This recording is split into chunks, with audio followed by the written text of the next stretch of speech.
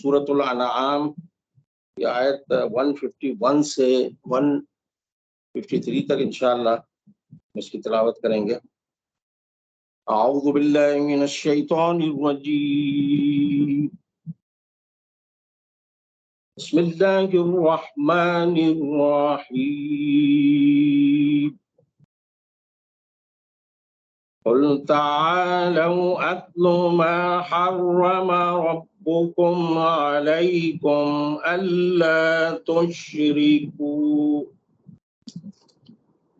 ألا تشركوا به شيئا وبالوالدين إحسانا ولا تقتلوا أولادكم من إملاق نحن نرزقكم وإياهم ولا تقربوا الفواحش ما ظهر منها وما بطن ولا تقتلوا النفس التي حرم الله إلا بالحق ذلكم وصاكم به لعلكم تعقلون ولا تقربوا مال اليتيم إلا بالتي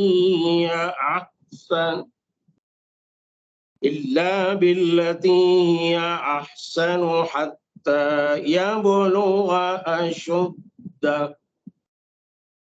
وأوفوا الكيل والميزان بالقسط لا نكلف نفسا إلا وسعها وإذا قلتم فاعدلوا ولو كان ذا قربى وبعهد الله أوفوا ذلكم وصاكم به لعلكم تذكرون وأن هذا صراطي مستقيما فاتبعوه ولا تتبعوا السبل فتفرق بكم عن سبيله ذلكم وصاكم به لعلكم تتقون صدق الله العظيم۔ سورہ انعام کی آیت نمبر 151 سے 153 تک کی میں نے تلاوت کی ہے، اور اب اس کے بعد ہم ذرا اس کے ترجمے کی طرف آتے ہیں۔ اس کی جو تشریح ہے، یہ موضوع بڑا امپورٹنٹ ہے۔ اصل بات یہ ہے کہ اس میں ان آیات سے پہلے جو اوپر 3 رکوع گزرے ہیں، ان میں مشرکین کے متعلق اللہ تعالیٰ نے یہ فرمایا ہے کہ انہوں نے اپنے تئیں کچھ چیزوں کو حلال کر لیا، کچھ چیزوں کو حرام کر لیا، کچھ چیزیں مردوں کے لیے حرام کر لی، کچھ چیزیں عورتوں کے لیے حرام کر لی ہیں، کچھ ذبیحہ کے متعلق اپنا ایک عقیدے بنا لیے تھے۔ تو ان ساری چیزوں کا ابطال کرتے ہوئے اللہ تعالیٰ ان آیات کے اندر جو شریعت کا جو ایسنس ہے، جو نچوڑ ہے، وہ یہ پیش کر رہا ہے۔ اس میں ان آیات میں اللہ تعالیٰ فرما رہا ہے کہ قل، اے محمد صلی اللہ علیہ وسلم، آپ ان مشرکین سے کہہ دیجئے، یہ جو کجروی اور بحث مباحثے میں یہ الجھے ہوئے ہیں اور آپ کو بھی الجھا رہے ہیں، ان سے کہہ دیجئے تعالوا، آؤ میری طرف، آؤ متوجہ ہو میری طرف، اتل ما حرم ربکم علیکم، یعنی تمہارے رب نے تم پر جو چیزیں حرام قرار دی ہیں وہ میں تمہیں سناتا ہوں۔ کہ جو تم نے اپنے فلسفے گھڑ لیے ہیں ان کو ایک طرف رکھو، جو اصل اللہ نے جو حرام چیزیں قرار دی ہیں وہ میں بتاتا ہوں کہ کیا ہے، اور یہ جو باتیں ابھی آگے آ رہی ہیں، تقریباً یہ 10 باتیں ہیں، 10 چیزیں جن کو اللہ تعالیٰ نے حرام قرار دیا ہے، اور یہ حرمت صرف شریعت محمدی میں نہیں بلکہ اس سے پہلے تمام انبیاء اکرام کی جو شریعت تھی وہ ان کے اندر یہ سب چیزیں مشترک تھیں، یعنی ساری شریعتوں میں یہ 10 باتیں کامن تھی، سب میں اللہ تعالیٰ ان چیزوں کو حرام قرار دیا۔ اچھا، وہ چیزیں کیا ہے کہ سب سے پہلی بات جس چیز کا حکم دیا جا رہا ہے یا جس چیز کو حرام قرار دیا گیا وہ شرک ہے۔ اللہ تعالیٰ فرمایا اللہ تشرکو بہ شیئا، یعنی ذرہ برابر بھی اس کے ساتھ شرک نہیں کرو۔ شرک کے معنی کیا ہے کہ اللہ تعالیٰ کی صفات میں اور اس کی جو خوبیاں ہیں، اس کے جو اختیارات ہیں اور اس کی جو صلاحیت ہیں، اس کے اندر کسی اور کو پارٹنر بنانا، کسی اور کو شریک ٹھہرانا، یا یہ عقیدہ رکھنا کہ اللہ تعالیٰ کے ساتھ یہ بت بھی اور یہ ہستیاں بھی اور یہ سارے، یہ بھی ان کے اندر بھی یہ صلاحیت ہے کہ ہمیں کوئی ضرر یا کوئی نفع پہنچا سکتے ہیں، تو یہ شرک ہے۔ اب اس کے اندر جو علماء اکرام نے اس کی تفصیل لکھی ہے، اس میں سب سے پہلی چیز شرک کی جو بتائی ہے کہ وہ شرک بالذات، ذات کے اندر اللہ تعالیٰ کی جو ہستی ہے اس میں شرک ہے۔ وہ کیا ہے کہ مثال کے طور پہ جو نصارہ تھے، یعنی جو عیسائی تھے، کرسچن تھے، ان کا تثلیث کا عقیدہ ہے، ٹھیک ہے، باپ، بیٹا اور روح اللہ، تو یہ شرک ہے اللہ کے ساتھ۔ اللہ تعالیٰ جو ہمیں جو دین میں سارے انبیاء اکرام جو دین لے کر آئے اس کے اندر یہ تعلیم دی گئی تھی کہ اللہ تعالیٰ جو ہے وحدہ لا شریک ہے، قل هو اللہ احد اللہ الصمد لم یلد ولم یولد ولم یکن لہ کفوا احد۔ یہ بالکل ڈنکے کی چوٹ پہ سارے انبیاء اکرام نے اپنے امتیوں کو یہ تھا، اور وہ آئے تھے اسی تعلیم کو عام کرنے کے لیے اور بت پرستی اور شرک کو مٹانے کے لیے آئے۔ تو سب سے پہلے تو شرک بالذات جو ہے اس کے اندر، اسی طرح جو بعض مشرکین کا یہ جو عقیدہ ہے، ان کا ایک بلیو ہے یہ کہ نعوذ باللہ فرشتے جو ہے وہ اللہ کی بیٹیاں ہیں، یا پھر یہ کہ مشرکین، جس میں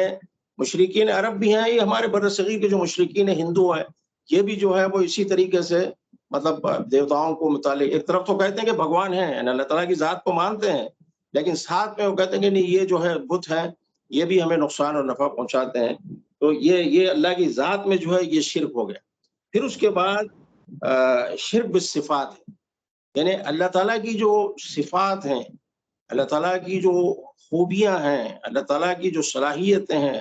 اللہ تعالیٰ کے جو کمالات اور جو قدرت ہے اس کی، تو اس کے اندر کسی اور کو، مثال کے طور پہ اللہ تعالیٰ کی سب سے بڑی خوبی ہے کہ وہ عالم الغیب والشہادہ ہے، ہر چیز جو ہماری نظروں کے سامنے ہے، چھپی ہوئی ہے، ہر چیز کا اس کو علم ہے، یعنی کوئی چیز بھی اس سے مخفی نہیں ہے۔ تو یہ اللہ کی، اور یہ صرف صفت اللہ تعالیٰ کی۔ اگر ہم کسی بھی شخص کے متعلق، چاہے وہ انبیاء اکرام میں سے کوئی نبی بھی کیوں نہ ہو یا فرشتوں میں سے کوئی فرشتہ بھی کیوں نہ ہو، اس کے متعلق اگر ہم یہ عقیدہ رکھیں گے کہ یہ عالم الغیب والشہادہ ہے، تو یہ پھر اللہ کے ساتھ شرک ہو گیا۔ اسی طریقے سے اختیارات ہے، اختیارات، پاورز، اس میں اللہ کے علاوہ کسی کو شریک کرنا۔ مثال کے طور پہ اختیارات اللہ تعالیٰ کے کیا ہے کہ وہ حاجت روائی کرتا ہے، ہماری چھوٹی سے چھوٹی ضرورت سے لے کر بڑی سے بڑی ضرورت صرف اللہ تعالیٰ پوری کرتا ہے۔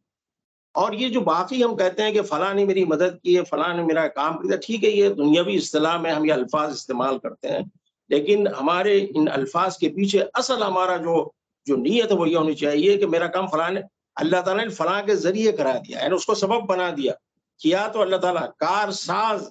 ساز بنانے والے کو کہتے ہیں، کام کا بنانے والا جو ہے وہ اللہ تعالیٰ ہے، صرف اس نے فلاں شخص کو، فلاں حکومت کو، فلاں ادارے کو ایک ذریعہ بنا دیا، اور پھر اسی رب کائنات نے اس کو توفیق دی اس بات کی کہ وہ یہ کام کرے، اسی نے اس کے دل میں یہ بات ڈالی ہے، اسی نے اس کو الہام کیا ہے۔ تو یہ ہمارا عقیدہ ہونا چاہیے۔ تو یہ اس میں اگر ہم کسی کے، اللہ تعالیٰ کے علاوہ کسی اور کو شریک کر لیں، یا پھر کسی کو ہم سمجھیں کہ وہ ہماری دستگیری کرتے ہیں۔ اب دیکھیں، نعوذ باللہ من ذالک، برصغیر کے اندر ایک اچھا خاصا طبقہ، اور ظاہری طور پر دنیاوی لحاظ سے پڑھے لکھے ہیں، لیکن نعوذ باللہ بعض ہمارے بزرگان دین جو بذات خود انتہائی نیک ہستیاں تھیں، جیسے حضرت عبد القادر جیلانی رحمۃ اللہ علیہ، انتہائی موحد لوگ تھے، ذرا یا ہمارے حضرت علی حجویری رحمۃ اللہ، یہ انتہائی بزرگ ہستیاں، بڑی نیک ہستیاں، انہوں نے کبھی اپنی زندگی میں شرک کی تعلیم نہیں دی تھی، لیکن بدقسمتی ہے کہ لوگوں نے ان کو الوہیت کے مقام پہ پہنچا دیا، اور ان کے متعلق یہ تصور رکھتے ہیں ان کی درگاہوں پہ جا کے چادریں چڑھا کے کہ یہ ہماری بات سنیں گے، یہ ہمیں اولاد دیں گے، یہ ہمیں نوکری دیں گے، یہ ہمیں ہماری پریشانی دور کریں گے، یہ ہماری، اور پھر نام کیا رکھا ان کا، دیکھیں نعوذ، اس سے بڑا ظلم کیا ہو سکتا ہے اللہ تعالیٰ کے اوپر کہ ہم کہہ رہے ہیں کہ نعوذ باللہ حضرت عبد القادر غوث اعظم، غوث مدد کرنے والا، دستگیر ہے، دستگیر اعظم تو اللہ تعالیٰ ہے، آپ نے کہاں سے، یعنی آپ بتائیے کہ نبی اکرم صلی اللہ علیہ وسلم کے پاس ایک بدو آگے کہہ رہا ہے کسی معاملے میں کہ انشاء اللہ و ان شئت انت، اگر یا رسول اللہ صلی اللہ علیہ وسلم، اگر اللہ نے چاہا اور اگر آپ نے چاہا تو یہ کام ہو جائے گا، آپ آگ بگولا ہوگا نبی اکرم صلی اللہ علیہ وسلم۔ آپ نے فرمایا تو مجھے اللہ تعالیٰ سے ملا رہا ہے، او بھائی میں تو ایک اللہ کا بندہ ہوں، ٹھیک ہے میں اس کا رسول ہوں، اس نے مجھے اپوائنٹ کیا ہے بطور رسول، لیکن ہوں تو میں اس کا بندہ، تو مجھے اللہ کے مقام پہ اللہ چاہے اور میں چاہوں، میری چاہت کیا ہے، اصل تو اللہ تعالیٰ کی چاہت۔ تو آپ صلی اللہ علیہ وسلم نے اس چیز کو برداشت نہیں کیا کہ اللہ تعالیٰ کے جو اختیارات ہیں اس میں کسی اور عام آدمی کو نہیں، اللہ کے نبی کو بھی آپ شامل نہیں کر سکتے، اور حقیقت ہے وہ نبی تو آئے ان چیزوں کو مٹانے کے لیے، ان عقائد کو مٹانے کے لیے اور ان کی اصلاح کے لیے انبیاء اکرام اس دنیا میں تشریف لائے، یا اسی طرح ان کے متعلق یہ عقیدہ رکھنا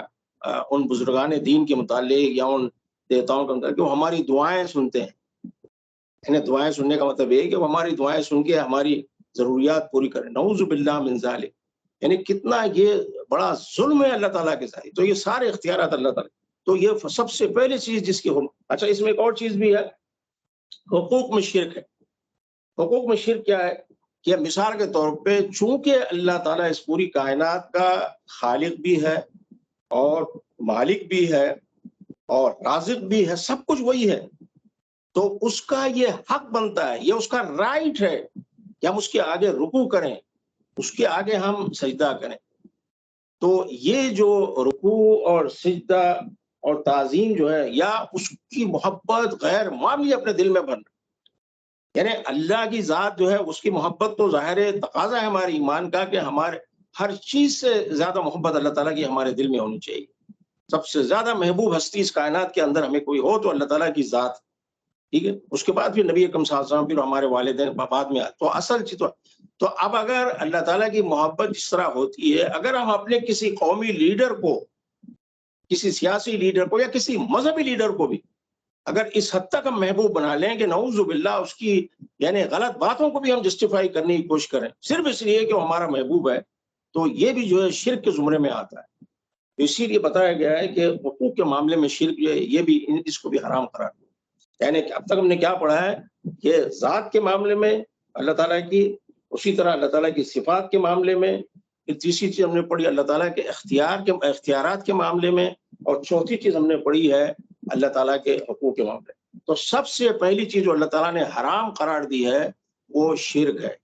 کہ اللہ تشرکو بھی، ذرہ برابر بھی تم اس کے ساتھ اللہ کے ساتھ شرک نہیں کرتے۔ پھر اس کے بعد جو دوسری بات جس کی حرمت کا یہاں ذکر کیا گیا وہ وبالوالدین احسان، کہ والدین کے ساتھ نیک، یعنی ان کے ساتھ بدسلوکی جو ہے اس کو حرام قرار دیا گیا، لیکن جو اسلوب اختیار کیا گیا اللہ تعالیٰ کا اپنا ایک مخصوص اسٹائل ہے، مخصوص انداز ہے، لوگوں کو بڑی حکمت کے ساتھ اور بڑے پیار کے ساتھ سمجھانے کے لیے، یعنی یہاں اللہ تعالیٰ یہ کہہ سکتا تھا کہ والدین کے ساتھ بدتمیزی نہیں کرو، والدین کے ساتھ گستاخی نہیں کرو، والدین کی بے ادبی نہیں کرو، اس کے بجائے وبالوالدین احسان، والدین کے ساتھ احسان سے مراد یہ کہ نیک رویہ، اچھا رویہ، اچھی روش، اور ان کے ساتھ جو ہے ادب اور احترام والا جو ہے وہ رویہ رکھو، اور اگر نہیں کرو گے تو پھر یہ چیز جو ہے حرام ہے۔ تو جن چیزوں کی حرمت آئی ہے سب سے پہلے، اب یہاں اس میں اچھا دیکھیں یہ جو پرائرٹی اللہ تعالیٰ نے رکھی، سب سے پہلے اللہ تعالیٰ نے اپنا ذکر کیا، اور پورے قرآن مجید کا اٹھا کے دیکھ لیں آپ، اللہ تعالیٰ نے جہاں بھی شرک کی اس کے بعد امیڈیٹ بات، اس کے فوراً بعد اللہ تعالیٰ نے جس چیز کا حکم دیا ہے وہ والدین کے ساتھ اس نے سنا۔ یہ مقام ہے جو اللہ تعالیٰ والدین کو دیتا ہے، اور خدا کی قسم میں آپ سے کہہ رہا ہوں، میں صرف یہ بات عقیدے کی بنیاد پہ نہیں کہہ رہا ہوں کہ میں ایک مسلمان ہوں اور اس لیے میں بڑی خوش فہمی کا شکار ہو کے کہہ رہا ہوں کہ ہم لاکھ برائیاں ہمارے اندر ہیں، ہم جھوٹ بھی بولتے ہیں، ہم دھوکہ بھی دیتے ہیں، ہم اللہ تعالیٰ کے حقوق ادا بھی نہیں کرتے، انسانوں کے حقوق بھی، بہت کمزوری ہمارے اندر ہے۔ اللہ ہمیں توفیق دے کہ ہم اپنی اصلاح کریں۔ مجھے اس میں کوئی دو رائے نہیں ہے، بالکل یہ حقیقت ہے، لیکن اس کے باوجود بھی یہ حقیقت ہے کہ آج بھی اس پورے کرۂ ارض پہ، گلوب کے اوپر، اگر کہیں والدین کے ساتھ حسن سلوک کیا جاتا ہے اور ان کا ادب اور احترام کیا جاتا ہے تو زیادہ تر، میں یہ نہیں کہہ رہا ہوں کہ 100%، کچھ بدبخت ہمارے معاشرے میں بھی ہیں جو والدین کے ساتھ گستاخی کرتے ہیں، لیکن میں اکثریت کی بات کر رہا ہوں۔ اکثریت گھرانوں میں تو کہوں بعض تو دیندار بھی نہیں ہے، بے دین گھرانے بھی ہیں، لیکن ماں باپ کا اپنا ادب کرتے ہیں، احترام کرتے ہیں، ان کو رسپیکٹ دیتے ہیں، ہر معاملے میں ان کو فوقیت دیتے ہیں، ہر معاملے میں ان کا خیال رکھتے ہیں، ان کو لیا کے جو ہے اولڈ ہوم میں نہیں ڈالتے ہیں، ہر قسم کی تکلیف اٹھاتے ہیں، لیکن ان کو خوش کرنے کی کوشش کرتے ہیں، اور یہ سوائے مسلم سوسائٹی کے آپ کو اور کہیں نہیں ملے گا۔ اور اس کی وجہ کیا ہے؟ یہ قرآن مجید کی تعلیمات اور نبی اکرم صلی اللہ علیہ وسلم اور صحابہ کرام کی جو سیرت ہمارے سامنے ہے، جو نمونہ ہے ہمارے لیے، رول ماڈل تو وہی لوگ ہیں ہمارے لیے۔ تو اس کے نتیجے میں جو آج مسلم معاشرے کے اندر یہ بہت بڑی خوبی ہے جو انسانی معاشروں میں آپ کو کہیں، ہاں دوسری چیزیں ان کے پاس، جھوٹ نہیں بولیں گے، دھوکہ نہیں دیں گے، لوگوں کے حقوق ادا کریں گے، بالکل ہیں، ہم مانتے ہیں، جاپانیوں میں، امریکنز میں، یورپین، اس میں کوئی شک نہیں ہے، ہم سے بہتر ہے وہ اس معاملے میں۔ لیکن جہاں تک والدین کا جو معاملہ ہے، نہیں ہے یورپ کے اندر، نہیں ہے امریکہ کے اندر، نہیں ہے جاپان کے اندر کہ ماں باپ کو اتنا عزت دیں، احترام دیں کہ اپنا سب کچھ ان کے اوپر لٹا دیں، اور لٹا کے پھر کوئی احسان نہیں جتائیں، بلکہ ہمیشہ انہیں یہ فکر لاحق رہے کہ بھائی ہم نے تو ان کا حق ادا نہیں کیا، یعنی جو خدمت کرنی چاہیے تھی وہ ہم نہیں کر سکے۔ الحمدللہ یہ کریڈٹ قرآن مجید کو جاتا ہے اور نبی اکرم صلی اللہ علیہ وسلم کی سیرت طیبہ کو جاتا ہے۔ اس کے بعد جو تیسری چیز کا حکم دیا گیا اس کے اندر، وَلَا تَقْتُلُوا أَوْلَادَكُمْ مِنْ إِمْلَاقٍ، کہ اپنی اولاد کو مفلسی کے ڈر سے قتل نہیں کرو۔ دور جاہلیت میں آپ کو سب کو اچھی طرح پتا ہے کہ لوگ جو ہے ضعیف العقیدہ تھے اور وہ یہ سمجھتے تھے کہ بھی بچیاں جو ہے وہ ہمارے لیے بوجھ ہیں، کیونکہ یہ ظاہر ہے معاش کا کوئی ذریعہ، یعنی معاش، ان کی کوئی معاشی ایکٹیویٹیز مردوں کی طرح نہیں ہو سکتی ہیں، کیونکہ ان کی جسمانی ساخت ویسی نہیں ہے، وہ محنت نہیں کر سکتی ہیں جو مرد کر سکتے ہیں۔ پھر اسی طرح یہ جہاد میں حصہ نہیں لے سکتے ہیں، کوئی مال غنیمت لا کے نہیں دے سکتی ہیں۔ اور پھر تیسری چیز، ایک انتہائی احمقانہ ان کی سوچ تھی کہ اگر ہمارے یہاں بیٹی پیدا ہوتی، اس کا مطلب ہے کہ کوئی شخص ہمارا داماد بنے گا، اور داماد بننا بڑی آر کی بات ہے۔ اب اس میں کیا آر کی بات ہے؟ یعنی کون سی، ایک اللہ تعالیٰ کا ایک نظام ہے، نسل انسانی کو بڑھانے کے لیے اس نے دنیا میں ایک نظام بنایا ہے، اور دو جنس بنا دیے، ذکر اور انثی۔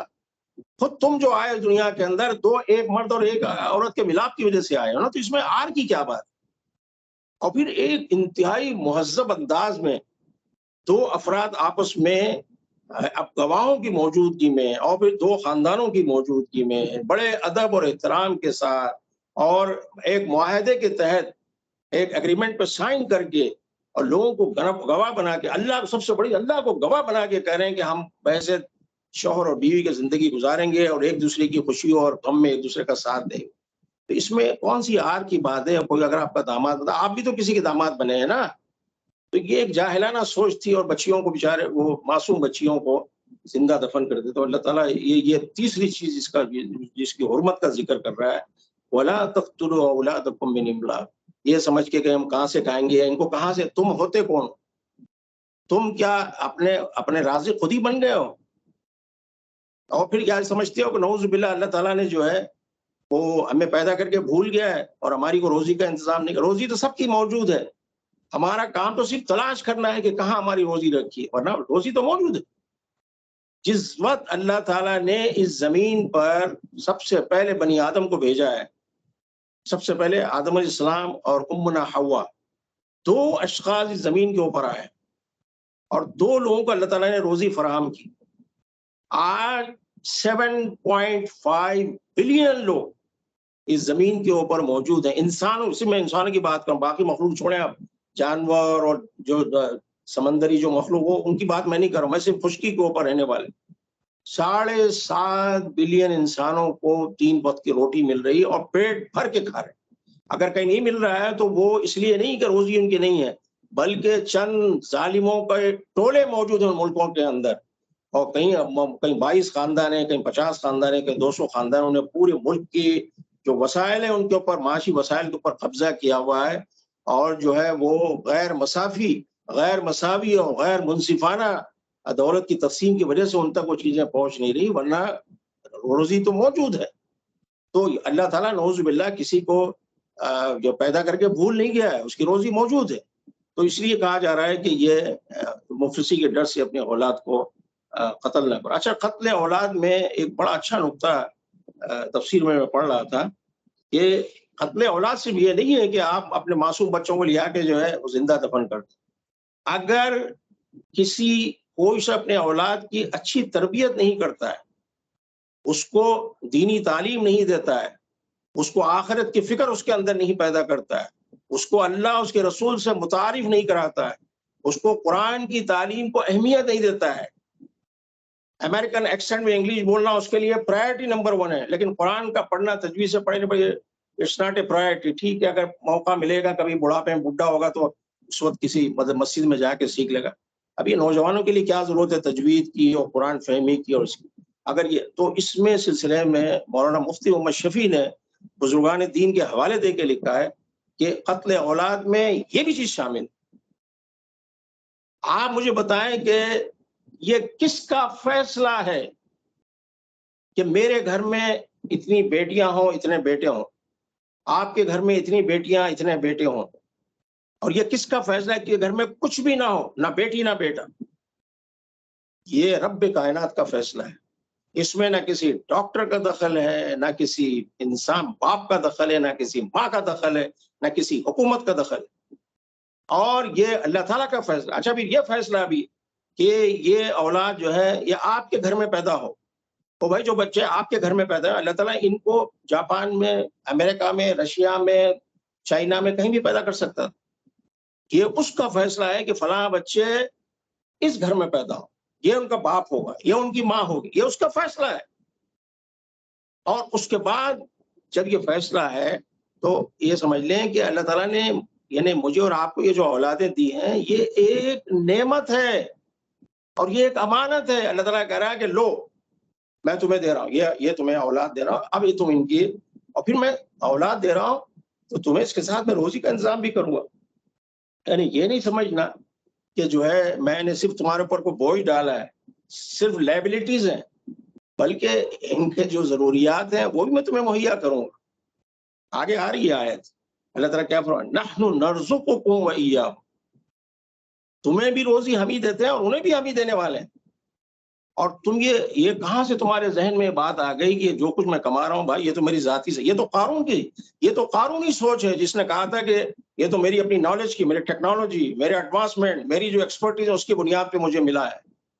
او بھائی اللہ کا شکر ادا کر، سجدے میں گر جا کہ اس نے مجھے بغیر تجھ سے زیادہ باصلاحیت 2 لاکھوں کروڑوں لوگ اس دنیا کے اندر موجود ہیں، لیکن ان کے پاس دو وقت کی روٹی ان کو جو ہے صحیح معنوں میں نصیب نہیں ہوتی۔ اگر تجھے اللہ نے دیا ہے یہ تیری ایکسپرٹیز نہیں ہے اور نہ یہ کوئی اتفاقی حادثہ ہے، یہ اللہ کا فیصلہ ہے، تجھے آزمانے کے لیے اللہ تعالیٰ نے دیا، اور کسی کو نہیں دے کے اللہ تعالیٰ آزما رہا ہے، تجھے دے کے آزما رہا ہے۔ تو اس معاملے میں تو جو ہے اللہ کا شکر ادا کر۔ تو انسانوں کو سوچنا چاہیے کہ ہم کب سے رازق بن گئے، ہم کب سے رزاق بن گئے کہ جی یہ بچے زیادہ ہو جائیں گے تو جو ہے کہاں سے روزی ملیں گے اور کہاں ہم ان کو جو کھلائیں گے اور کہاں پلائیں گے۔ یہ سب تمہاری ذمہ داری نہیں، یہ اللہ تعالیٰ کی ذمہ داری۔ اللہ تعالیٰ نحن نرزقکم وإیاہم۔ اور پھر اس کے بعد ایک اور چیز آپ دیکھ لیں، اگر آج میں ایک بحیثیت ٹیکنیشین کے، بحیثیت ایک انجینئر کے، بحیثیت ایک ڈاکٹر کے، بحیثیت ایک کسان کے، بحیثیت ایک کچھ بھی میری صلاحیت ہے، اور اگر مجھے روزی مل رہی ہے اور اتنی مل رہی ہے کہ میں نہ صرف یہ کہ خود اپنا اور اپنے بال بچوں کو کی ضروریات پوری کر رہا ہوں، بلکہ میرے پاس ایکسیسو پیسے بچ رہے ہیں، ٹھیک ہے، اور جو بچ رہے ہیں اور میں بڑا زام کا شکار ہوں۔ میں دیکھو یہ تو میری چالاکی تھی، میں نے بڑی زبردست پلاننگ کی تھی، اور شروع سے میں نے صحیح پلاننگ، اس کے نتیجے میں میرے پاس یہ بچت ہوئی ہے، یہ میرا بینک بیلنس ہے، یہ میری پراپرٹیز ہیں۔ اور یہ کوئی کہاں کی تیری پراپرٹیز، کہاں کی یہ ملکیت کا تصور کہاں سے تیرے ذہن میں آ گیا؟ اللہ تعالیٰ تو کہہ رہا ہے کہ वलिल्लाहि मुल्कु समावाति वल अर्द, वलिल्लाहि मीरासु समावाति वल, आसमानों और जमीन के अंदर जो कुछ भी है वो सारी अल्लाह की मीरास है। हम कहां से मालिक हो गए? अल्लाह ताला फरमाया इन्नल अर्द लिल्लाह, जमीन तो सारी की सारी अल्लाह के लिए, हम कहां से मालिक हो गए? इस जमीन के ऊपर एक छोटा सा एक टुकड़ा कायनात का है, उसके ऊपर मुझे 200 गज का 120 गज का एक प्लॉट मिल गया, बड़ा इतरा रहा हूं मैं कि मेरा मकान, मैं मालिक। ओ भाई, सिर्फ कागज के ऊपर तेरी मिल्कियत लिखी हुई, असल मालिक तो वो है। अल्लाह का शुक्र अदा कर। और फिर सिलसिले में अगर मेरे पास कुछ पैसे बच रहे हैं एक से, तो मेरे जेब में परमानेंट एक लिस्ट होनी चाहिए। खुदा की कसम, मैं आपसे बड़े शऊरी तौर पे मैं गुफ्तगू कर रहा हूँ, मैं हवा में ये बात नहीं कर रहा हूँ। और अल्हम्दुलिल्लाह हमारे माशरे के अंदर आज भी ऐसे लोग मौजूद हैं, आपकी इस क्लास के अंदर लोग मौजूद हैं कि जो सिर्फ अपनी जात तक अनानियत का शिकार नहीं है, बल्कि पूरे खानदान परवर लोग, पूरे खानदान के जो कमजोर लोग हैं, जो माशी तौर पे जो पसमानदा हैं, या जो बेचारे किसी वजह से अपनी जरूरियात पूरी नहीं कर सकते हैं, तो वो जो खानदान के माशाअल्लाह जो मुतमव्विल लोग हैं, उनसे लेके उनकी मदद करते हैं, वो उनके लिए जरिया बने हुए हैं। और इस सिलसिले में नबी अकरम सल्लल्लाहु अलैहि वसल्लम के किसी पॉलिटिशियन का स्टेटमेंट नहीं है, किसी फलसफी का कौल नहीं है, दुनिया का सबसे सच्चा इंसान मोहम्मद अरबी सल्लल्लाहु अलैहि वसल्लम का कौल है। क्या फरमाया आपने? इन्नमा तुनसरून व तुरज़क़ून बिदुआफ़ाइकुम, तुम्हें जो तुम्हारे खानदान में, जो माशरे में जो कमजोर लोग हैं, जो माशी तौर पर कमजोर है किसी भी वजह से, अगर कमजोर लोग हैं तो उनकी तुफैल से अल्लाह ताला तुम्हारी मदद करता है और तुम्हें रोजी देता है। मैं दोबारा रिपीट करता हूं इस हदीस को, इसलिए कि मेरे नबी के अल्फाज हैं सल्लल्लाहु अलैहि वसल्लम की। इन्नमा तुनसरूना, ये पैसिव वॉइस है, तनसरूना का मतलब तुम मदद करते हो, तुनसर जब पेश आ जाता है शुरू में तो फिर ये पैसिव वॉइस मजहूल हो जाता है। इन्नमा तुनसरूना यानी बेशक तुम्हें तुम्हारी मदद की जाती है, व तुरज़क़ूना, और तुम्हें रोजी दी जाती है, ये भी पैसिव वॉइस तुरज़क़ूना। किस लिए? बी दुआफा, बी का मतलब बिसबब, बिदुआफ़ाइकुम, ये तो तुम्हारे खानदान में जो कमजोर लोग हैं, अगर तुम्हारी कोई खाला बेवा है, तुम्हारी कोई बहन बेवा है, कोई पोता या तुम्हारा अपना जो है कोई रिश्तेदार बच्चा यतीम है, कोई हैंडीकैप्ड है, कोई बेचारा बेरोजगार एक अरसे से कोशिश कर रहा है लेकिन रोजगार नहीं मिल रही है, कोई किसी के यहाँ माशाल्लाह बेटियां ज्यादा हैं, खर्चात ज्यादा, कमाने वाला सिर्फ एक बाप है, तो हर चीज ये नहीं समझना उसका मजाक उड़ाना है, समझना अरे ये तो वैसे ही लोग हैं इनके पास। और मैंने बड़ी चालाकी के साथ बड़ी सेविंग की, और मेरा तो मकान भी है 400 गज का, 600 गज का, और मेरे ये कारोबार है। वो अल्लाह का शुक्र अदा करो, अल्लाह ताला ने तुम्हें दिया। और क्या ये हुजूर फरमा रहे हैं क्या कि तुमको जो एक्सेस पैसा दिया जा रहा है, काहे के लिए दिया? जो तुम्हारे खानदान के अंदर, तुम्हारे माशरे में जो ज़ुआफ हैं, ज़ईफ की जमा दुआ, जो ज़ुआफ है, जो कमजोर लोग हैं, ये उनका राइट है। इसी को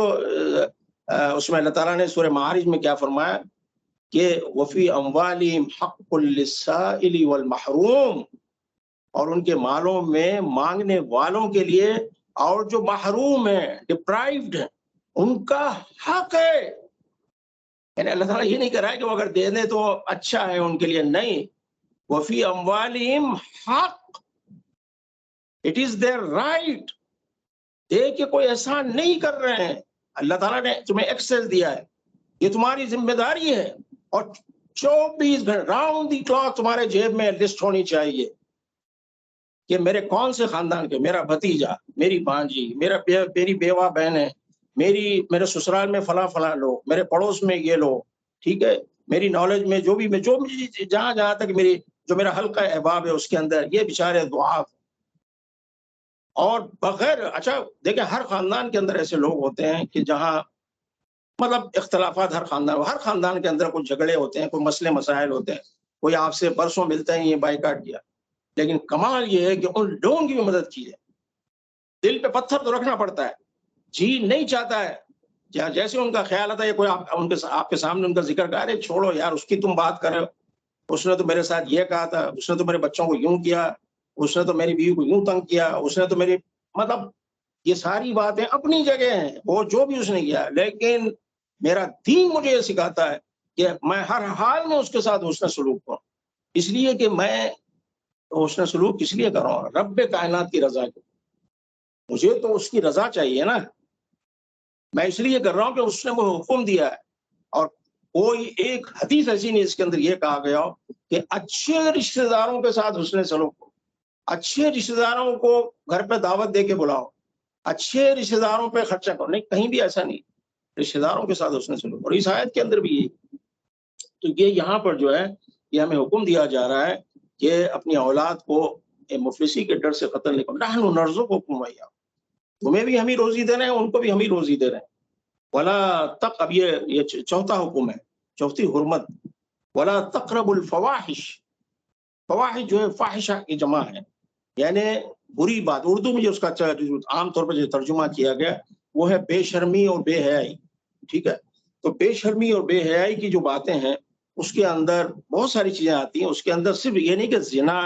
یا قوم لوط کا فعل, یہ نہیں, بلکہ اس کے اندر علماء اکرام لکھا ہے کہ اگر کوئی شخص کسی پر جھوٹی تہمت لگاتا ہے, چاہے وہ کوئی سیاست داں ہو, وہ کوئی عالم ہو, کوئی وہ ایک عام جو آدمی ہو یا کوئی پبلک فیگر ہو, اور میں ڈرائنگ روم میں بیٹھ کے اس پہ تبصرہ کرتا ہوں ارے یار وہ تو زانی ہے, نعوذ باللہ من ذالک, یعنی میرے پاس ہے ثبوت, اور اگر نہیں ہے تو میرا حشر کیا ہوگا. سورہ نور میں ہم پڑھ چکے ہیں, یعنی مجھے وہی سزا ملے گی جو زانی کی سزا ہے. بھائی سوچ سمجھ کے بات کریں, کوئی کسی کی عزت سے کھیلنا کوئی آسان کام نہیں ہے. آپ جو اس کی برائیاں آپ ضرور بتائیں کہ بھائی ٹھیک ہے یہ شخص جو ہے اتنے سال حکمران رہا ہے لیکن اس نے جو ہے صحیح ڈیلیور نہیں کیا ہے, یا بھی اس نے کرپشن کیا ہے, اس نے لیکن اس طرح کے الزامات, اس طرح کی باتیں اور اس طرح کی تہمتیں, یہ جھوٹ جو ہے یہ بھی فواحش کے اندر آتا ہے. علماء نے لکھا ہے فواحش کے اندر یہ چیزیں بھی شامل ہیں. یہ نہیں سمجھنا کہ صرف جو ہے بدکاری کے لیے فواحش کا لفظ استعمال ہوتا ہے, بلکہ جھوٹی تہمت, بلکہ اس میں ایک اور چیز بھی ہے کہ اگر کوئی شخص جو ہے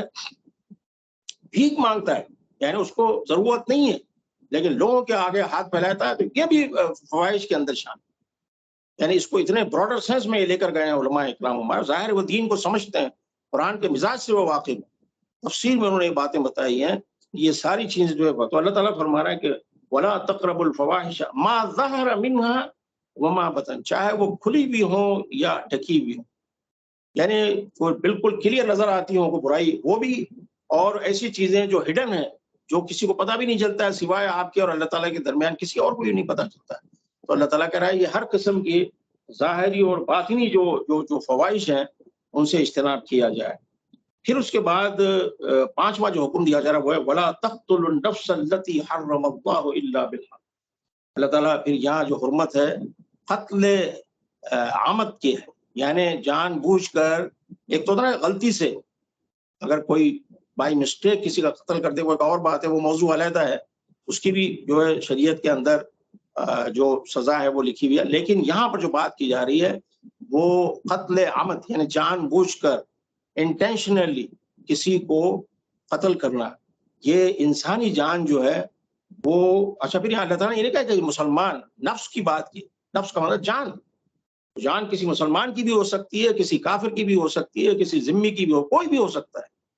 ہر انسان جو ہے وہ نبی کریم صلی اللہ علیہ وسلم کی حدیث کے مطابق ایک مسلمان کی جان, مال, عزت اور آبرو, یہ سب چیزیں کعبے سے زیادہ محترم. یعنی نعوذ باللہ من ذالک, نعوذ باللہ, نعوذ باللہ, اگر میں نعوذ باللہ اگر میں آج جا کر کعبے کو بلڈوز کر دوں تو یہ کم تر گناہ ہے بنسبت اس کے کہ میں نعوذ باللہ کسی ایک انسان کا قتل کر دوں. یا قتل تو دور کی بات ہے, حدیث میں عزت, اگر کسی کی میں عزت جو ہے سڑک پہ لا رہا ہوں, اور اگر کسی پہ جھوٹی تہمت لگا رہا ہوں,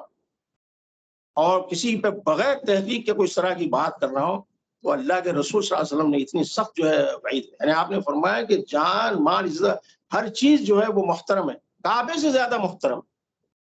یہ، یعنی وہ کعبہ جس کی طرف ہم سب صبح شام تک جو ہے رخ کر کے نماز پڑھتے ہیں، جس کی طرف ہم پیر کر کے سوتے نہیں،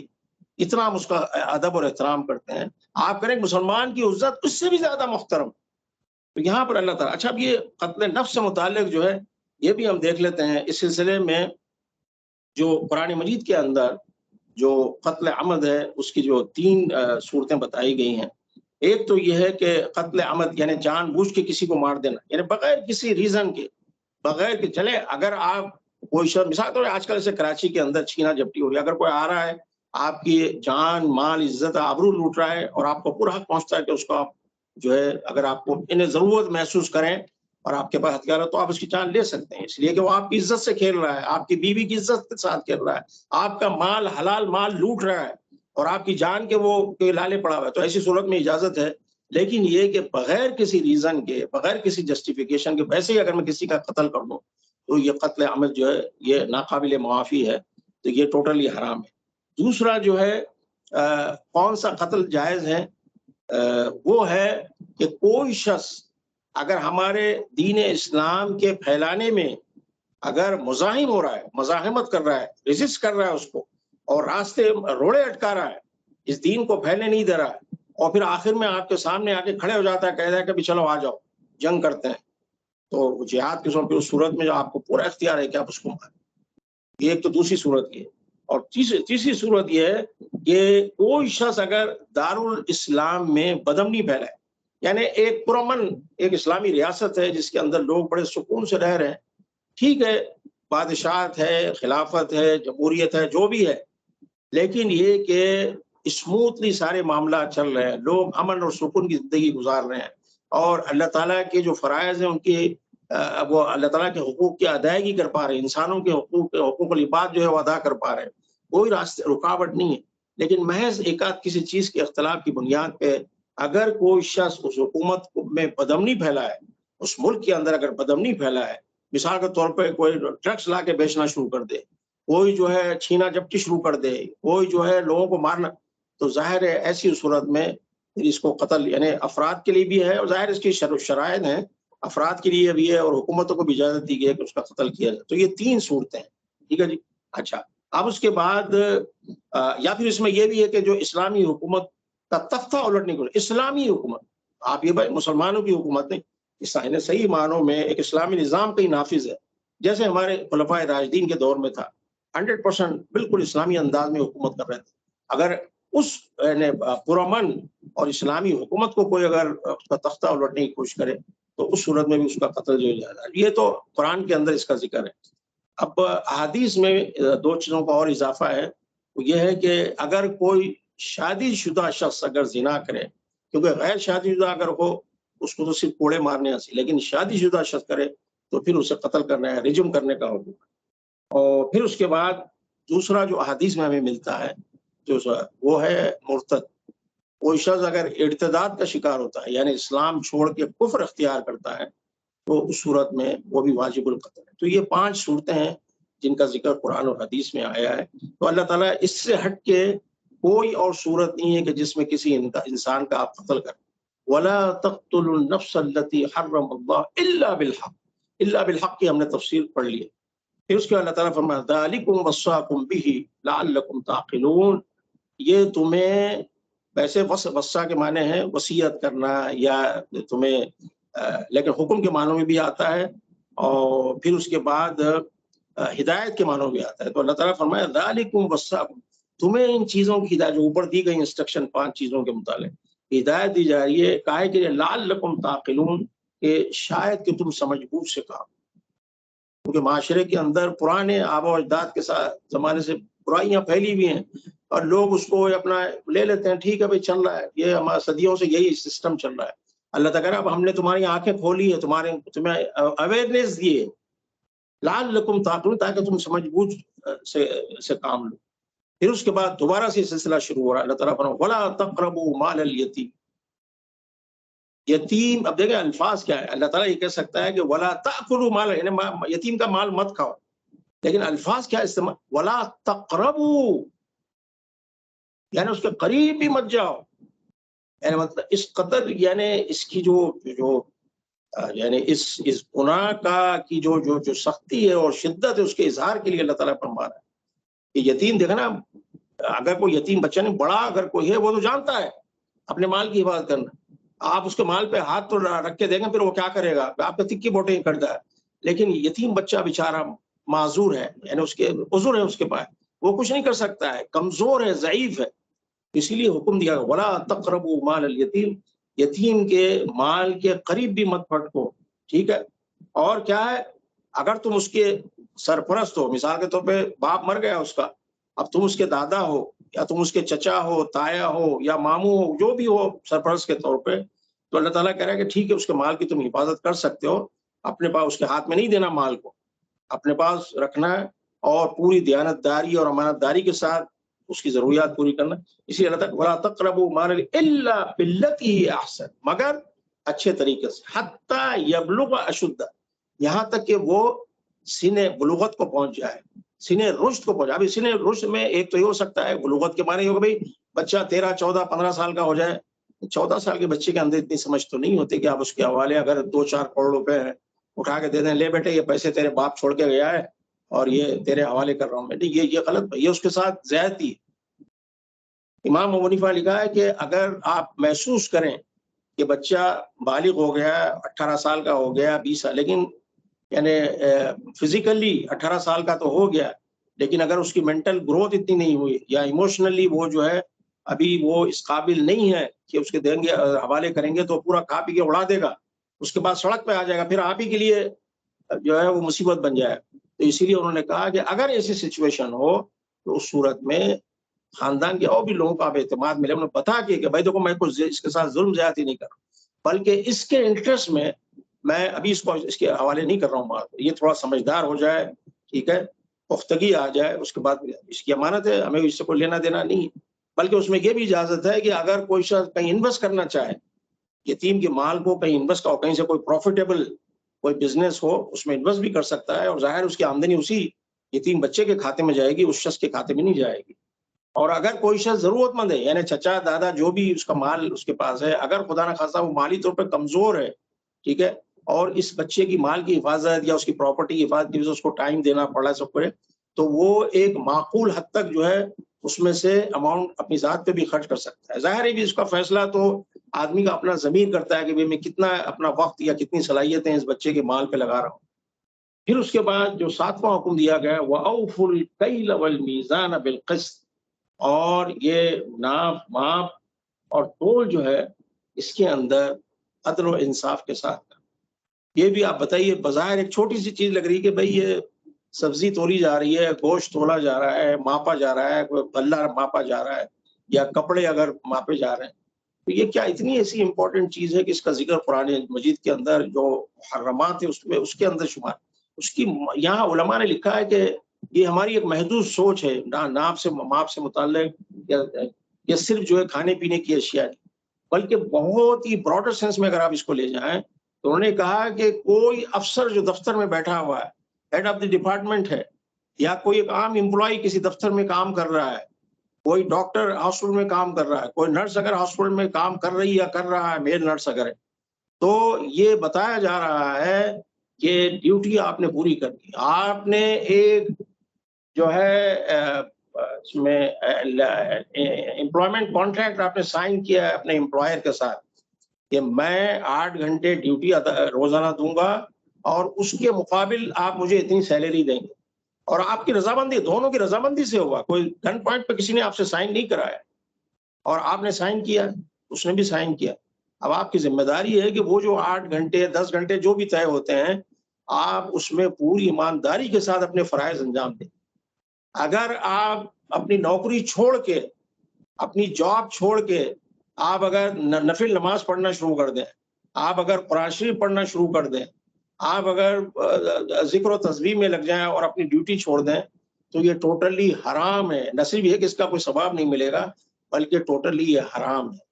کیونکہ یہ ساری چیزیں ناپ تول اور میزان ہی کے جو ہے زمرے میں آتی ہیں کہ جو ہم کسی کے ساتھ عہد کریں اس میں سب چیزیں شامل ہیں کہ اس کو پورا اسی طریقے سے لا نکلف نفسا الا وسعها، یعنی یہاں پر یہ جو ہے کہ ہم کسی بھی نفس کو اس کی قدرت یا اس کی جو حیثیت ہے اس سے بڑھ کے اس کی سکت سے زیادہ ہم جو ہے بوجھ اس کے اوپر نہیں ڈالتے. یعنی مقصد کیا ہے کہ ایک انسان ہونے کے ناطے ہماری پوری کوشش ہونی چاہیے کہ جس جگہ بھی ہم جاب کر رہے ہیں پوری ایمانداری کے ساتھ ڈیوٹی انجام دیں، بڑے ڈیوٹی فل بن کے رہیں. لیکن اس کے باوجود اگر خدا نہ خواستہ اس میں کبھی کوئی ہوتا ہے، میں دوست کوئی آ گیا اس کے ساتھ بات کرنے میں لگے 5-10 منٹ نکل گیا، حالانکہ وہ دفتر کا وقت ہے، آپ you are being paid for that, یعنی آپ کو تنخواہ مل رہی ہے اس پیریڈ کی، اور اس میں آپ کمپنی کا کام چھوڑ کے بندے کے ساتھ اپنے دوست کے ساتھ گفتگو گپ شپ، یا ٹیلی فون پہ گھنٹوں لگے ہوئے ہیں، یا ٹیلی فون پہ بیوی سے بات کر رہے ہیں، بچوں سے بات کر رہے ہیں، رشتہ داروں سے بات کر رہے ہیں، یا ہے کہ اپنا سوشل میڈیا واٹس ایپ اور اس پہ گپ شپ چل رہی ہے، یا یہ ساری چیزیں جو امانت میں خیانت ہے. تو اس میں بتایا جا رہا ہے کہ اللہ تعالیٰ یہ انسان کو پوری کوشش، لیکن اس کے باوجود انسان ہونے کے ناطے بہرحال کمزوریاں تو رہی، چاہے کتنے ہی آپ تقوی اختیار کرنے کی کوشش کریں، انسان ہونے کے ناطے کچھ نہ کچھ جو ہے کمزوری انسان کے اندر رہ جاتی ہے. اسی لیے اللہ تعالیٰ یہ ہمیں ایک اطمینان دلا رہا ہے کہ ٹھیک ہے تم اپنے طور پہ کوشش ضرور کرو، لیکن لا نکلف نفسا الا وسعها. ایسا نہیں ہے کہ بالکل کن کے ہر 100% کہیں گے اچھا بھی تمہیں 8 گھنٹے میں اتنے گھنٹے، اور بالکل یہ اتنا پیریڈ تھا اور اس میں تم نے اتنا کام کیا اور اتنے پرسنٹ رہ گیا. اب ایسا بھی نہیں ہے. مطلب ایک ہے اللہ تعالیٰ کہے لا نکلف نفسا الا، ٹھیک ہے تم نے پوری کوشش کی ہے کہ دیانتداری سے کام کریں، ٹائم ضائع نہیں کریں، ڈیوٹی میں کوئی غلط کام نہ کریں، آفس سے ہٹ کے کوئی اور کام نہ کریں. اب اس میں بھی اگر کچھ کوتاہی جاتی ہے تو اللہ تعالیٰ درگزر کرنے والا. پھر اس کے بعد 8ویں چیز جو اس چیز کا حکم دیا گیا ہے وَإِذَا قُلْتُمْ فَاعْدِلُوا. اب دیکھ کیا پیاری بات، ظاہر ہے اللہ کا کلام ہے سر. یہ اب دیکھیں یہ اس بات کا ثبوت ہے. یہ ساری گفتگو اب تک ہم جو سنتے آئے واللہ یہ اس بات کا ثبوت ہے کہ یہ کسی بشر کا کلام نہیں ہے. کیونکہ بشر کا جو کلام ہوتا ہے نا کسی انسان، اس میں کہیں نہ کہیں جذبات کام کر رہے ہوتے ہیں، اپنی پسند ناپسند جو ہے کہیں نہ کہیں جھلکتی ہے اس کلام کے اندر. لیکن یہ اس سے ما فوق الفطرت، اس سے ماورا، اس سے بہت ہی اونچی چیز ہے. اب اللہ تعالیٰ کیا وَإِذَا قُلْتُمْ فَاعْدِلُوا وَلَوْ كَانَ ذَا قُرْبَىٰ. اور جب تم بات کرو تو انصاف کی بات کرو، بھلے وہ اس میں تمہارا کوئی قرابت دار بھی زد میں آ جائے اس کی. یعنی سچ بولنے کی وجہ سے میری باپ کی شہرت متاثر ہوتی ہے، میرے چچا کی شہرت متاثر ہوتی ہے، میرے بیٹے کی شہرت متاثر ہوتی ہے، یا اس کی کریڈیبلٹی جو ہے وہ متاثر ہو سکتی ہے سچ بولنے کی وجہ سے. تو اللہ تعالیٰ ہونے دے اسے، تمہیں ہر حال میں سچ بولنا ہے. اکثر دیکھیں میں آپ کو بتاتا ہوں یہ چیزیں بعض دفعہ عام لوگوں کی میں بات ہے، اور بیچارے ان کو دین کا علم نہیں ہے، شاید اللہ تعالیٰ انہیں معاف کر. میں بات کر رہا ہوں دیندار لوگوں اور خاص طور پہ دینی جماعتوں کے جو لوگ ہوتے ہیں. بعض دفعہ نہیں جی وہ میری جماعت، میرا فلاں جماعت سے نہیں، ہماری جماعت میں تو ایسا نہیں، ہمارا لیڈر نے جو بولا بالکل صحیح ہے، باقی سب چور ڈاکو ہیں، نہیں یہ صحیح بول رہا ہے. یہ کیا ہے؟ یعنی کہ نشہ ہے جو آپ کے اوپر تاری. او بھائی اللہ تعالیٰ کہہ رہا ہے کہ فَعْدِلُوا، عدل سے لو. اگر تمہارا لیڈر کو فرشتہ ہے کیا؟ وہ غلطی نہیں کر سکتا ہے کیا؟ وہ بھی تو انسان ہے، بشر ہے، غلطیاں ہو سکتی. یہ اعتراف کرو کہ ہاں یہ ویسے وہ بہت اچھا آدمی ہے لیکن اس معاملے میں اس سے یہ کوتاہی ہوئی ہے، یا اس کو یہ غلط فہمی ہوئی ہے، یا یہ بات اس نے غلط کہی. یہ ایمان بولو، اعتراف کرو کہ ہاں یہ نہیں ہونا چاہیے. تبھی تو پھر جو ہے تم اس معیار پہ اترو گے جس معیار پہ اللہ تعالیٰ مجھے اور آپ کو دیکھنا چاہ رہا ہے. تو یہاں پر اللہ تعالیٰ وَإِذَا قُلْتُمْ فَاعْدِلُوا وَلَوْ ذَا قُرْبَىٰ وَلَوْ كَانَ ذَا قُرْبَىٰ، بگرچہ کہ وہ تمہارا قرابت داری کیوں نہ ہو، لیکن ہر معاملے میں تمہیں جو ہے انصاف سے کام لینا ہے. پھر اس کے بعد نبی بات جو حکم دیا جائے وَبِعَهْدِ اللَّهِ أَوْفُوا، اور جو اللہ کے ساتھ تم نے عہد کیا اس کو پورا کرو. اب اللہ کے ساتھ جو عہد ہے، ایک تو وہ عہد ہے جو قرآن کہتا ہے الست بربکم. اللہ تعالیٰ نے آدم کو، انسانوں کو دنیا میں لانے سے پہلے جتنے انسان اس دنیا میں آنے والے تھے ان ساری ارواح کو، روحوں کو جمع کیا اللہ تعالیٰ نے، اور پھر اللہ تعالیٰ نے ان سے مخاطب ہو کے کہا کہ الست بربکم، کیا میں تمہارا رب نہیں ہوں؟ تو سبوں نے، سارے انسان، آج مسلمان کی نہیں، سارے انسانوں نے، آدم علیہ السلام سے لے کر قیامت تک آنے والا ہر آخری انسان सबों ने एक ज़बान होकर क्या कहा, बला, डेफिनेटली, ऑफ कोर्स या अल्लाह, यकीनन तू हमारा रब। और फिर ज़ाहिर है वो एक मुआहिदा था बनी आदम और अल्लाह के दरमियान कि ज़मीन पे मैं भेजा जाएगा और फिर यहाँ तुम्हें ये काम करना है। अपने आप को अक्ल कुल नहीं समझना है, मुकम्मल आज़ाद नहीं समझना है, बल्कि मेरी भेजी हुई शरीयत, मेरे भेजे हुए अंबिया की अहकामात की रोशनी में तुमने अपने फैसले करने हैं और उसी के मुताबिक ज़िंदगी गुज़ारनी। तो ये एक मुआहिदा है जो सारे इंसानों ने अल्लाह ताला के साथ किया। इसके अलावा इसकी तफसीर में हमारे फुक़हा इकराम और उलमा इकराम ने लिखा है कि अल्लाह ताला के अलावा जो मुख्तलिफ जो मुआहिदे हैं, मिसाल के तौर पे ये जॉब के मामले में अभी हम बात कर रहे थे कि जॉब का जो एग्रीमेंट होता है, एक कॉन्ट्रैक्ट होता है, ठीक है, एम्प्लॉयमेंट कॉन्ट्रैक्ट होता है एम्प्लॉयर और एम्प्लॉई के दरमियान। उसी तरीके से शौहर और बीवी का जो है वो निकाह के बाद जो है एक जो है एग्रीमेंट होता है, एक मुआहिदा होता है। उसी तरीके से कोई शख्स किसी को कर्ज दे रहा है उसका और मखरूज का, उसके दरमियान एक यानी मुख्तलिफ मुआहिदे हम जो करते हैं, हर जगह हम क्या करते हैं, अल्लाह ताला को गवाह बनाते हैं, कसम खाते हैं अल्लाह की, अल्लाह को गवाह बना के करते हैं कि अल्लाह की कसम मैं इसको पूरा करूंगा, मैं इतने दिनों में पैसे दे दूंगा, या मैं तुम्हारी यानी कोई बीवी का मैं तुम्हारे साथ वफादारी करूंगी, और शौहर का मैं तुम्हारा वफादार बन के रहूं, मैं तुम्हारा ख्याल रखूंगा, जो खुद खाऊंगा मैं तुम्हें खिलाऊंगा, जो खुद पहनूंगा तुम्हें पहनाऊंगा। यानी मतलब ये कि ये मुआहिदे हैं जो दो तरफैन के दरमियान हैं। तो ये सारे मुआहिदे चूंकि अल्लाह को गवाह बना के किए जाते हैं, तो इसलिए उलमा ने लिखा है कि जब यहाँ अल्लाह ताला फरमाना है कि अल्लाह के अहद को पूरा, तो ये सारे अहद उसके अंदर आए, ये सारे के सारे कॉन्ट्रैक्ट जो है वो अल्लाह ताला, चाहे वो इंसानों के दरमियान हो या इंसानों के अल्लाह के दरमियान। उसके बाद जो है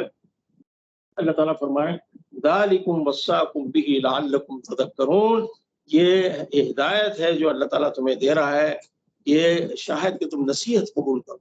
यानी ये बातें बताई जा रही है, दिल में शायद तुम्हारे बात उतर जाए। फिर उसके बाद ये सारी बातें करने, 9 बातें अल्लाह ताला ने की हैं, 9 चीज़ों की हुर्मत का ज़िक्र के बाद फिर 10वीं जो बात, यानी इस गुफ्तगू का जो इख्तिताम हो रहा है वो क्या है, व अन्न हादा सिराती मुस्तकीमा,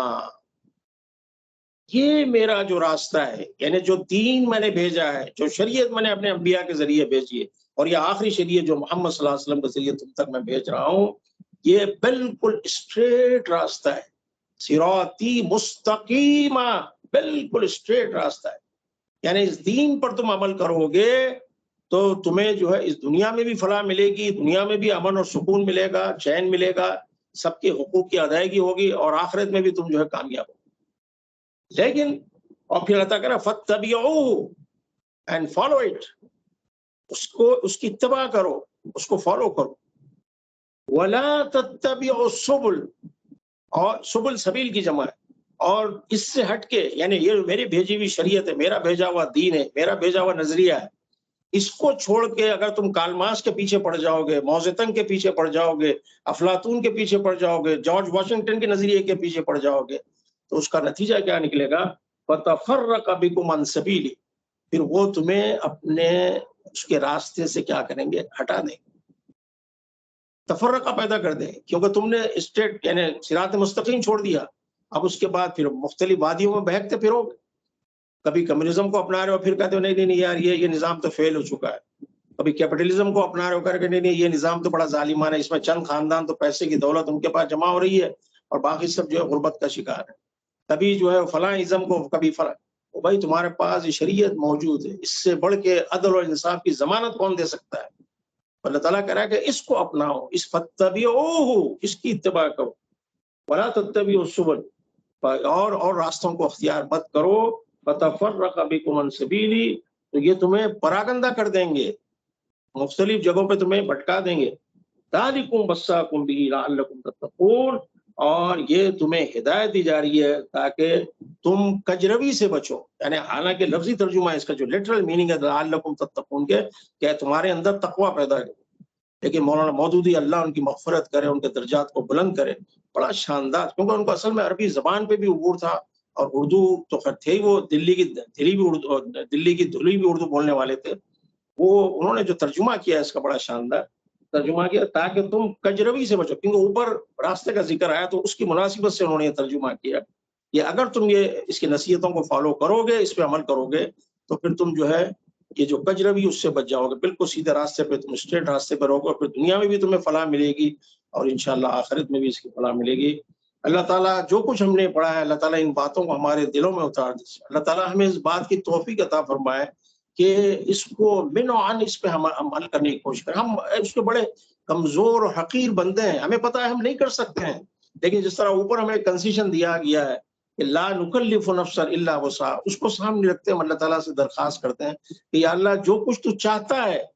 यानी जो जो जिस किस्म का एक मुसलमान तुझे मतलूब है, या अल्लाह हमें वैसा मुसलमान बना दे